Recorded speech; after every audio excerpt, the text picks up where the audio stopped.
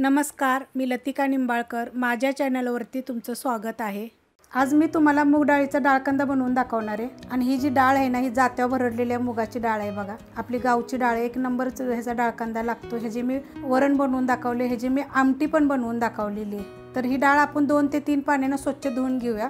तर ही वाडगं घेतलेले, त्याच्यामध्ये बघा डाळ टाकून देते. आणि बघा ह्या डाळीला जी आपली घरची डाळ असते ना, त्याला बघा पांढरं पाणी वगैरे काय निघत नाही, फक्त बघा त्याची साल निघालेली आहे. आणि ही चवीला एक नंबर लागते, कारण ह्याच्यामध्ये काय केमिकल वगैरे नसते बघा, काय पावडर वगैरे नसते. ही मी स्वच्छ धुवून घेते.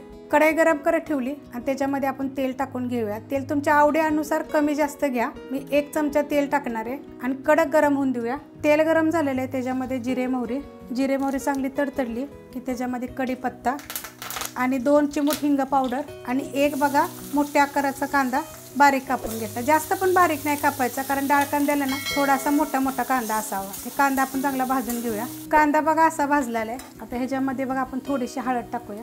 ही पण घरची हळद आहे आपल्या. ह्याच्यात 3 रेसिपी मी टाकलेले आहेत. लसूण आणि आलं बघा असं कुटून घेतलेलं आहे. आता हे मिनिटभर आपण परतून घेऊया. मिनिटभर परतून घेतलेलं आहे. त्याच्यामध्ये एक मोठ्या आकाराचं टमाटर बारीक कापून घेतलंय. चवीनुसार मीठ टाकूया, म्हणजे हे आपलं टमाटर पण सॉफ्ट होईल. थोडं परतून घेऊया. याला परतून घेतलेलं आहे. आता ह्याच्यामध्ये आपलं हे कोल्हापुरी मसाला तुम्ही तिखटाप्रमाणे टाका. मी 2 चमचे टाकलेलं आहे.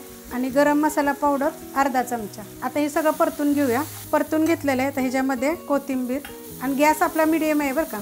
आता ह्याच्यामध्ये बघा ही डाळ 2 ते 3 पाण्याने मी स्वच्छ धुवून घेतलेली आहे. आता तुम्हाला किती डाळ कांदा पाहिजे त्याच्याप्रमाणे पाणी टाकायचं.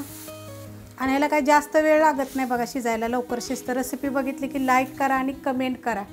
आता यात आपण अर्धा ग्लास अजून ओतूया, म्हणजे डाळ चांगली शिजेल.